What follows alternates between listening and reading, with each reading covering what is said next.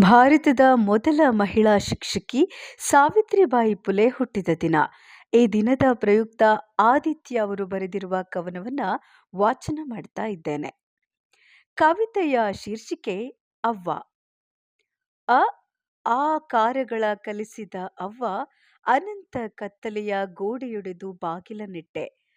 ಅ ಆಕಾರಗಳ ಕಲಿಸಿದ ಅವ್ವ, ಅನಂತ ಕತ್ತಲೆಯ ಗೋಡೆಯೊಡೆದು ಬಾಗಿಲ ನೆಟ್ಟೆ. ಹುಳುಗಳೆದ್ದ ಹಾದಿಯಲ್ಲೂ ಹೆಜ್ಜೆ ಇಟ್ಟೆ. ಹುಳುಗಳೆದ್ದ ಹಾದಿಯಲ್ಲೂ ಹೆಜ್ಜೆ ಇಟ್ಟೆ. ಕಲ್ಲೆಸೆದವರ ಕಣ್ಣಿಗೂ ಬೆಳಕ ಕೊಟ್ಟು ಅಕ್ಷರ ಹಂಚಿ ಮುಚ್ಚಿದೆ ಗಾಯವ ತಂದ ಜೋಡಿ ಬಟ್ಟೆಯಲ್ಲಿ. ಕಲ್ಲೆಸೆದವರ ಕಣ್ಣಿಗೂ ಬೆಳಕ ಕೊಟ್ಟು ಅಕ್ಷರ ಹಂಚಿ ಮುಚ್ಚಿದೆ ಗಾಯವ ತಂದ ಜೋಡಿ ಬಟ್ಟೆಯಲ್ಲಿ.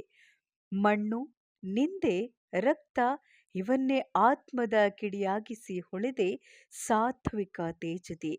ಮಣ್ಣು, ನಿಂದೆ, ರಕ್ತ ಇವನ್ನೇ ಆತ್ಮದ ಕಿಡಿಯಾಗಿಸಿ ಹೊಳೆದೆ ಸಾತ್ವಿಕ ತೇಜದಿ.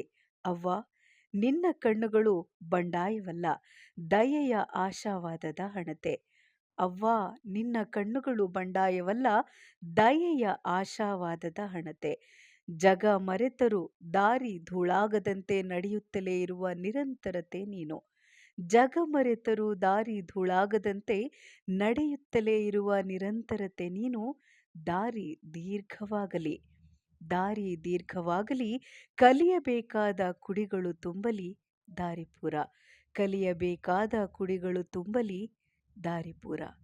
ನಮಸ್ಕಾರ.